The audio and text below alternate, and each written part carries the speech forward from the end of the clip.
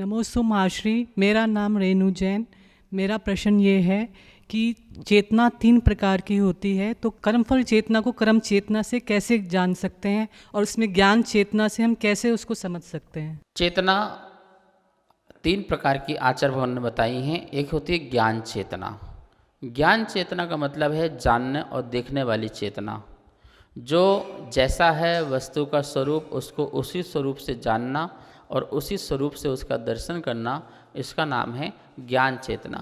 ज्ञान चेतना के बल से ही जीव का पुरुषार्थ जागृत होता है, आत्म कल्याण होता है।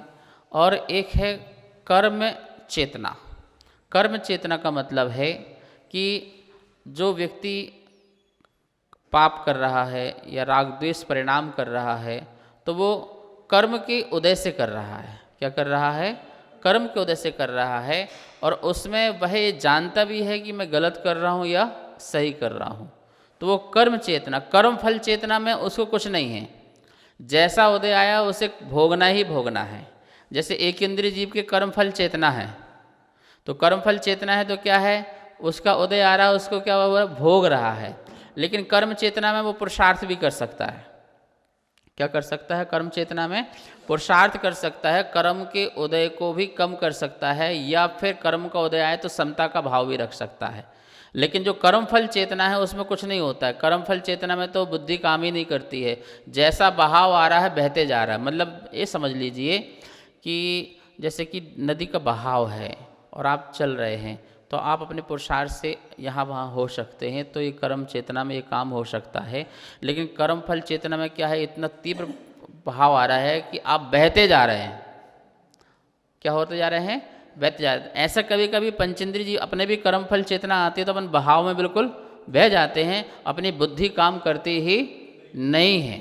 पर कर्म चेतना में अपना पुरुषार्थ भी कर सकते हैं, और ज्ञान चेतना में हमें अपने सहज रूप में रह करके सिद्धत्व को प्राप्त कर सकते हैं। नमोस्तु महाराष्ट्री, नमोस्तु नमोस्तु महाराष्ट्री। मेरा नाम सुशील जैन है।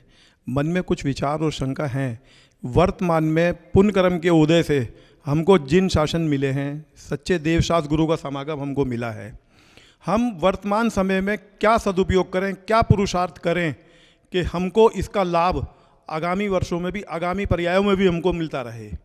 दिगंबर जैन ग्रीन पार्क मंदिर के महामंत्री सुशील जी, पुण्य का सदुपयोग आप कर ही रहे हैं। जब आप महामंत्री बने हैं तो महामंत्री बन कर के आप समाज को जोड़ने का काम कर रहे हैं या मंदिर का काम कर रहे हैं और पूरा समय दे रहे हैं, तो आप सदुपयोग कर रहे हैं। यही तो पुण्य का सदुपयोग है कि मेरे पास में घर भी हो गया, देव शास्त्र गुरु भी मिल गए, और फिर मैं आलसी प्रमादी नहीं हो रहा हूँ, अभिषेक में आ रहा हूँ और समाज के काम भी कर रहा हूँ। तो ये पुण्य का सदुपयोग है।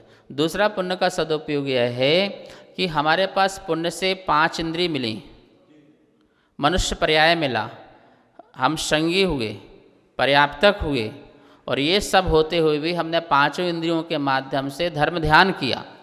आँखों के माध्यम से हमने जिनवाणी को देखा, पढ़ा, कानों से सुना, इन हंस से मुनिराज आदि को दान पुण्य किया, इन पैरों के माध्यम से चल के मंदिर आए, ठीक है ना, और मुख से अपने स्तुतियाँ पढ़ी। तो ये क्या है? पुण्य का सदुपयोग है।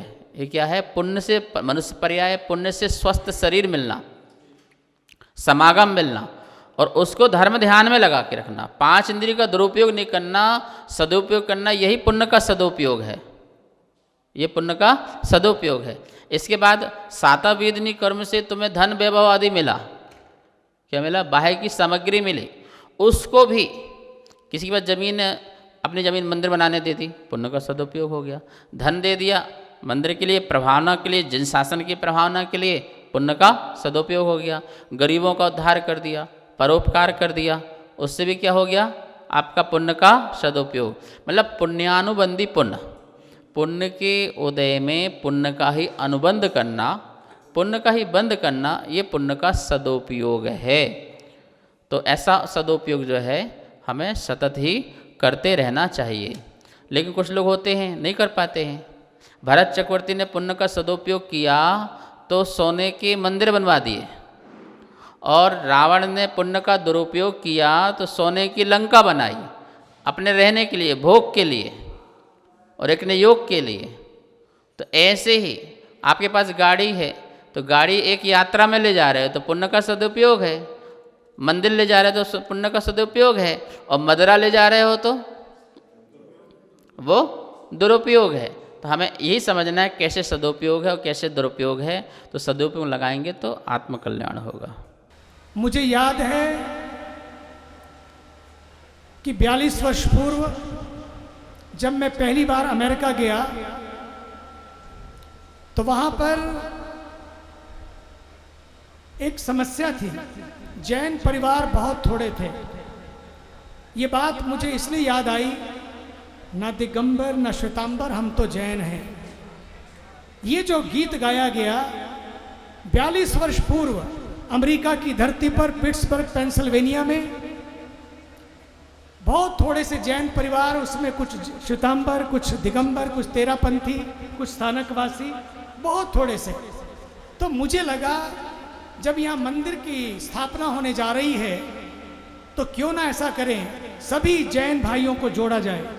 तो मैंने उनसे बात की, उन्होंने कहा कि अभी तो भारत में भी नहीं है श्वेतांबर और दिगंबर एक साथ मिलकर पूजा करें। मैंने कहा तुम नई शुरुआत करो, तुम नई शुरुआत करो और ये आइडिया पूरे भारत को भारत में इंपोर्ट करने लो। और ये हुआ, सब माने और उसका नाम पड़ा हिंदू जैन टेम्पल। पहला हिंदू जैन टेम्पल अमेरिका में 42 साल पहले, जहाँ भगवान महावीर स्वामी की का दर्शन और बगल में ही भगवान पार्श्वनाथ का दर्शन, दोनों युगल जोड़ी का दर्शन और फिर 24 तीर्थंकरों का दर्शन, ये पहली बार संभव हुआ। और फिर उसके बाद जब मैं पहली बार एक कार्य के लिए, वैसे तो मैं उससे पहले मिला था, लेकिन 1987 में मैं पूज्य महाराज विद्यानंद जी महाराज से उनका दर्शन किया। मैंने उन्हें कहा हम एक इंसाइक्लोपीडिया ऑफ हिंदुइज्म और इंसाइक्लोपीडिया ऑफ जैनिज्म, उस समय की बात है ये, बना रहे, और मैं उनका आशीर्वाद लेने गया, उनका मार्गदर्शन लेने गया और उन्होंने बड़ा ही सुंदर मार्गदर्शन किया। और फिर हिंदू धर्म विश्वकोश का, जिसमें जैन दर्शन का पूरा समावेश हुआ और जैन धर्म के विद्वानों ने बहुत बड़ा काम किया। इस कार्यक्रम के पुण्यार्चक थे